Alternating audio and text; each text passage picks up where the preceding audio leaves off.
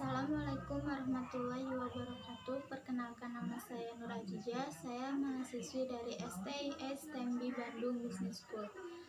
Di sini saya akan menjelaskan materi tentang sistem pengendalian internal.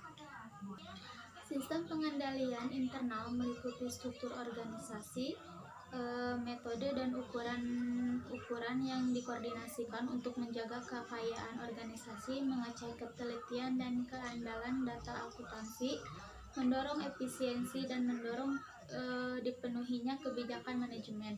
Lalu ada tujuan sistem pengendalian internal, yaitu yang pertama ada untuk menjaga kekayaan organisasi, mengecek ketelitian dan keandalan data akuntansi. Yang ketiga yaitu mendorong efisiensi. Lalu yang keempat mendorong dipatuhinya kebijakan manajemen. Menurut tujuannya, sistem pengendalian intern dibagi menjadi dua bagian. Yang pertama ada pengendalian intern akuntansi, yaitu merupakan bagian dari sistem pengendalian intern, meliputi struktur organisasi, metode, dan ukuran-ukuran yang dikoordinasikan terutama untuk menjaga kekayaan organisasi dan mencetak ketelitian dan keandalan data akuntansi. Tujuannya yaitu untuk menjaga kekayaan organisasi, mencetak ketelitian dan kekayaan data akuntansi.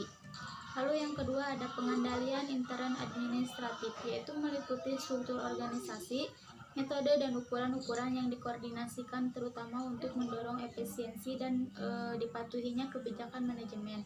Yaitu tujuannya mendorong efisiensi, lalu mendorong dipatuhinya kebijakan manajemen. Lalu ada sistem pengendalian intern. Unsur pokok sistem pengendalian intern adalah yang pertama struktur organisasi yang memisahkan tanggung jawab fungsional secara tegas. Lalu yang kedua ada sistem wewenang dan produser pencatatan yang memberikan perlindungan untuk cukup terhadap kekayaan, utang, pendapatan, dan biaya. Lalu yang ketiga ada praktek yang sehat dalam melaksanakan tugas dan fungsi setiap unit organisasi. Yang keempat yaitu ada karyawan yang mutunya sesuai dengan tanggung jawabnya. Lalu ada lingkungan pengendalian atau control environment. Lingkungan pengendalian memiliki 4 unsur. Yang pertama ada filosofi dan gaya operasi. Filosofi adalah seperangkat kekayaan dasar atau basis belief yang menjadi parameter bagi perusahaan dan karyawannya. Filosofi merupakan apa yang seharusnya dikerjakan dan apa yang seharusnya tidak dilakukan sebagai bisnis perusahaan.